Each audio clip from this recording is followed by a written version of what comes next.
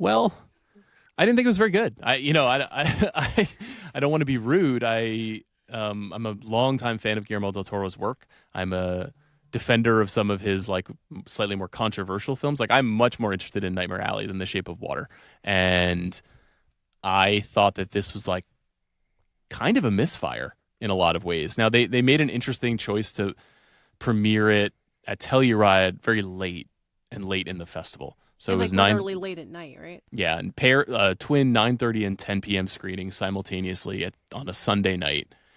I had a 5 movie day that day, and that was the last movie that I saw. That's a tough way to process anything, really. Yeah, but I mean, I am a massive horror movie fan. I am a massive horror fiction fan. I studied horror fiction in college. I'm very interested in the worlds that fascinate Guillermo del Toro, and I was surprised by the amount of CGI in the film. I was surprised by the kind of what some people would call that kind of Netflix flatness to the visual palette.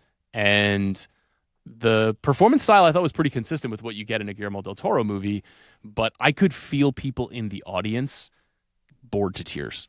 Ooh. It just is. It's just a little bit slow and plotting, and I was disappointed. I really wanted to like the movie, and I didn't really talk to anybody there who liked it. So that was, I assume that's not ideal. And obviously it was also very mixed out of Venice as well. So that felt like maybe not exactly what Netflix wanted for that film. Yeah. I would love to see how it plays at TIFF, where it's like kind of a home crowd. I feel like Yeah, for I think it was Guillermo, filmed in and Toronto. A lot of Del Toro like movies are. he'll be there doing like, so I feel like it'll get a slight bounce out of TIFF. But of these Netflix movies, I would say that's now behind like Jay Kelly and I'm assuming House of Dynamite, just based Yeah. on the trailer and the response at Venice seems really cool. But yeah, and I was wondering about bringing it to Telluride, and like you're saying, Sean, like playing so late in the fest, and then also being so late in the day, and also being so long. Like in terms of like, will they look back on that? Obviously, like I'm sure, like Julie Hunsinger, like really loves Guillermo, I'm sure, and like Netflix is probably like, yes, we want to get it there, and maybe Guillermo wanted it there too.